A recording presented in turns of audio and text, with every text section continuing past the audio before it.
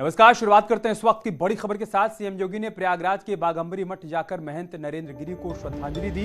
बाद में मीडिया से बातचीत में योगी ने कहा कि घटना में कुछ सबूत मिले हैं, पुलिस जांच पड़ताल कर रही है, एक एक घटना का पर्दाफाश किया जाएगा और दोषियों को कड़ी और सख्त सजा मिलेगी। साथ ही साथ उन्होंने ये भी कहा कि मसला बेहद संवेदनशील है, लिहाजा बयानबाजी से बचना चाहिए।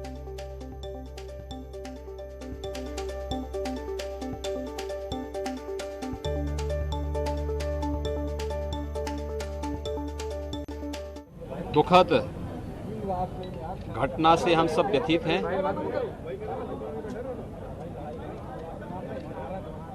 एक दुखद घटना है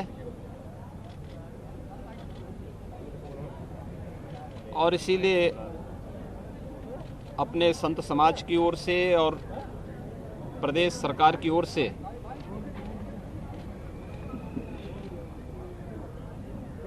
उनके प्रति विनम्र श्रद्धांजलि व्यक्त करने के लिए मैं स्वयं यहाँ पर उपस्थित हुआ हूँ।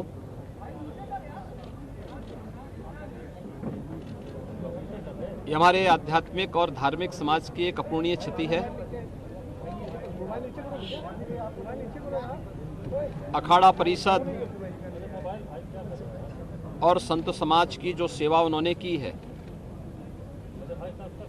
वह अविस्मरणीय है। यहाँ की कल की घटना को लेकर के बहुत सारे साक्ष्य कलेक्ट किए गए हैं, क्योंकि एक वरिष्ठ धर्माचार्य और अखाड़ा परिषद के अध्यक्ष से जुड़ा हुआ मामला है। उन्हें इस पूरे केस की प्रॉपर्टी का हिस्सा मानते हुए पुलिस की एक टीम, जो यहाँ के एडीजी जोन, आईजी रेंज और डीआईजी प्रयागराज, ये तीनों और मंडलायुक्त प्रयागराज, ये सभी अधिकारी एक साथ मिलकर के टीम वर्क के साथ इस कार्यक्रम को आगे बढ़ा रहे हैं। एक एक घटना का पर्दाफाश होगा और दोषी अवश्य सजा पाएगा। इस कुंभ से जुड़ी हुई एक एक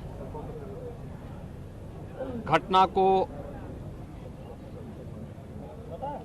आम जनमानस और श्रद्धालुओं की भावनाओं के अनुरूप कैसे हम वैश्विक स्तर पर पहुंचाने का प्रयास करें, इसके लिए उनका हर प्रकार का सहयोग हमें प्रयागराज कुंभ को सकुशल, सुरक्षित और सुव्यवस्थित करने के लिए हमें प्राप्त हुआ था। इधर एडीजी कानून व्यवस्था प्रशांत कुमार ने कहा है कि पुलिस की टीम जांच पड़ताल कर रही है, हम इस गुत्थी को सुलझाने में सक्षम हैं। घटना के खुलासे में ज्यादा समय नहीं लगेगा क्योंकि कई चीजें बहुत स्पष्ट हो चुकी हैं।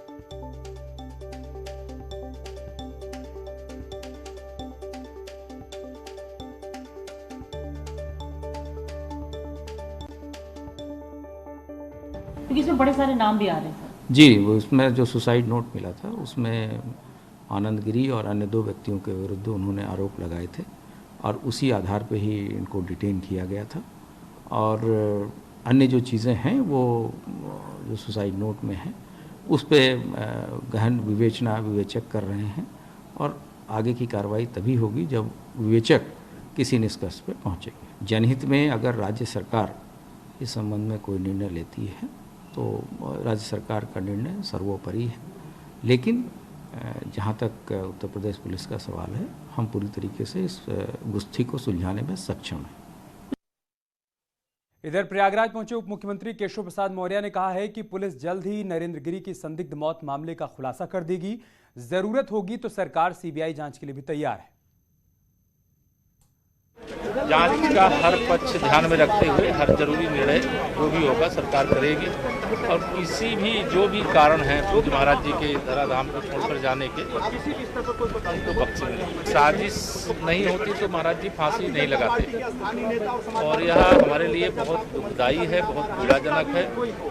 और कोई भी जांच, जो सवाल आप सब कर रहे हैं, कोई भी जांच के लिए सरकार तैयार है, और महाराज जी के साथ घटी घटना को ध्यान में रख करके हर जांच के लिए हम लोग तैयार। कैबिनेट मंत्री ब्रजेश पाठक और सिद्धार्थनाथ सिंह ने भी कहा है कि सरकार की घटना पर पूरी नजर है, दोषियों को सख्त सजा मिलेगी।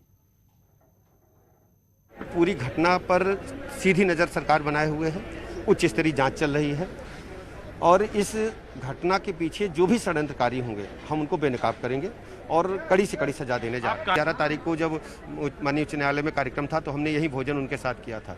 कभी उन्होंने इस प्रकार का कोई पीड़ाजनक बात नहीं बताई कि दुखी हैं, लेकिन इस घटना से हम सब हतप्रभ हैं। जो संदर्भ जो सुसाइड नोट में लिखे गए उनको अरेस्ट भी किया गया है, तो उनसे पूछताछ भी होगी। फोरेंसिक एक जो रिपोर्ट है उसके आधार पर बहुत चीजें का खुलासा होएगा, तो हमें उतनी देर तक इंतजार करना चाहिए। और हमारे सहयोगी उपेंद्र इस वक्त हमारे साथ लाइव जुड़ चुके हैं, हम सीधा उनके पास चलते हैं। उपेंद्र, अब क्या अपडेट, क्या जानकारी मिल पा रही है आपको?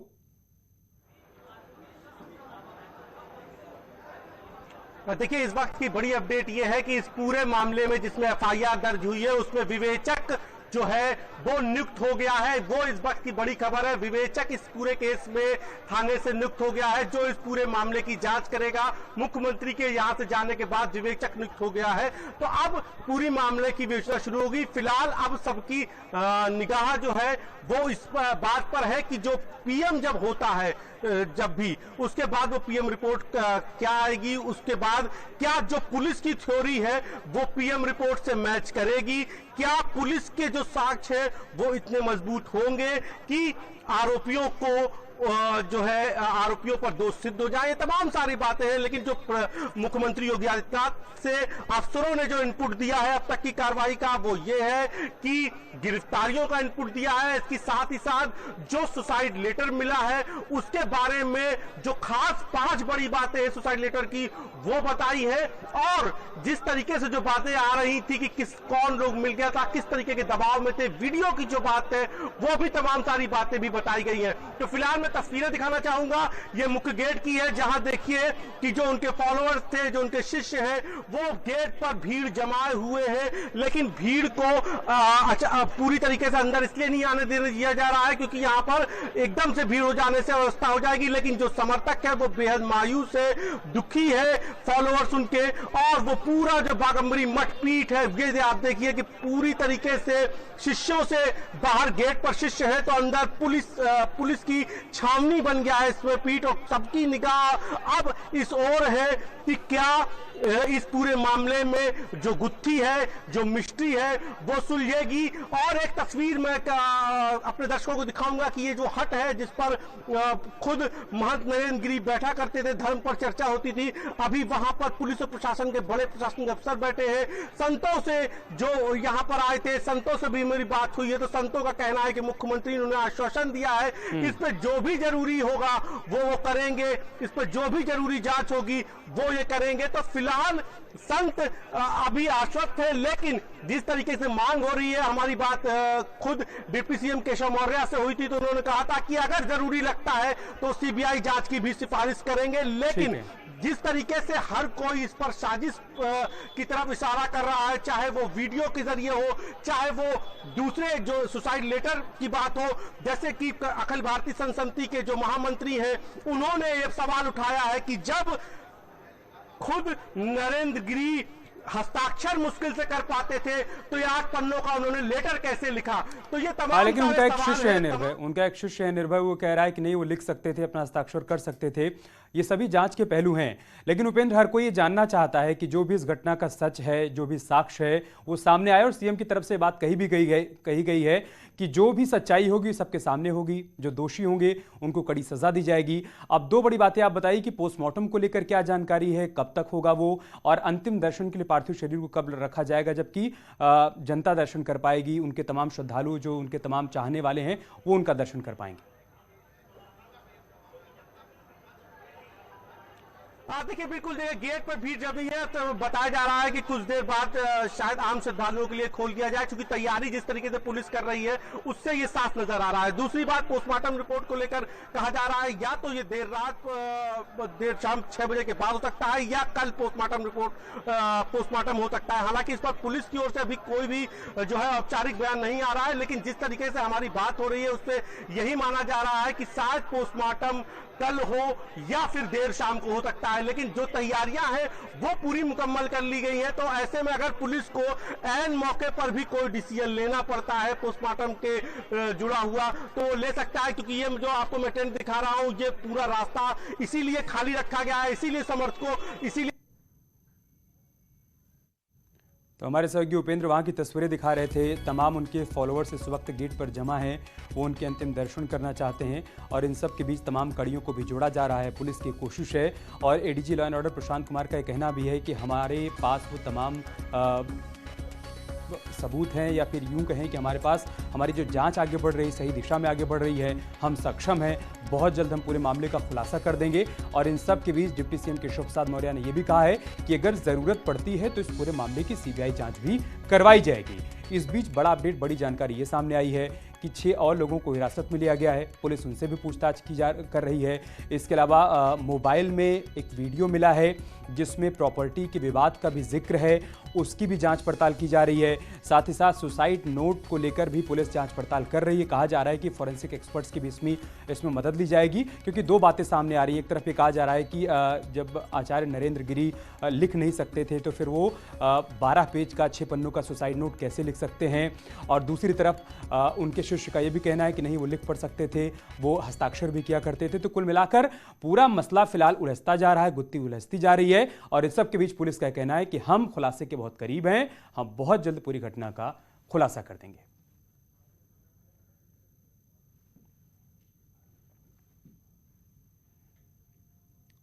और नरेंद्र गिरी की मौत पर अखिल भारतीय संत समिति के महामंत्री जितेंद्रानंद सरस्वती ने कहा है कि नरेंद्र गिरी मुश्किल से हस्ताक्षर कर पाते थे, तो फिर इतना बड़ा सुसाइड नोट वो कैसे लिख सकते हैं।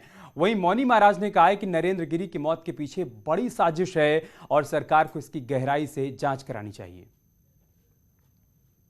तो नरेंद्र गिरी जी हस्ताक्षर कर लें, यही बहुत बड़ी बात थी। ऐसी परिस्थिति में कहीं किसी को फंसाने के लिए गहरा षड्यंत्र करके हत्या तो नहीं की गई है, ये जांच का विषय है। रही बात सुरक्षा की, तो नरेंद्र गिरी जी को उत्तर प्रदेश हाई कोर्ट के आदेश के साथ साथ यूपी उत्तराखंड के पुलिस के द्वारा पर्याप्त मात्रा में सुरक्षा बल मुहैया कराए गए थे जो उनकी सुरक्षा करते थे, इसलिए सुरक्षा का कोई प्रश्न नहीं था।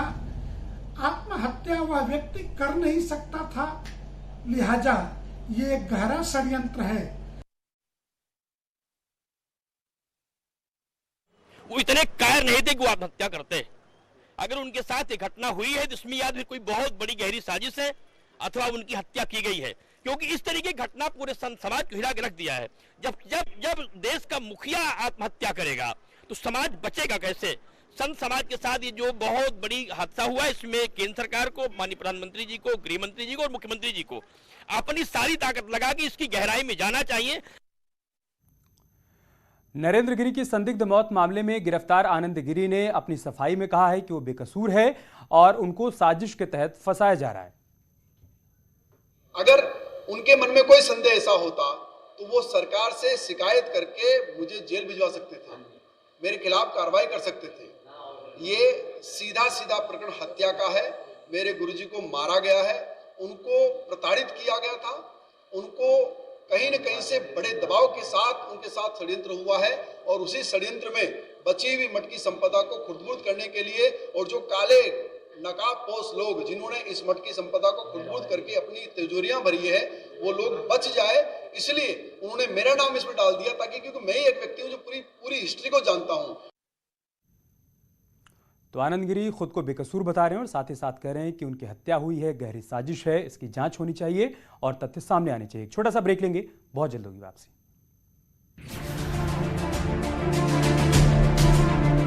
पुलिस ने बढ़ते नशे के खिलाफ कार्रवाई की मांग की।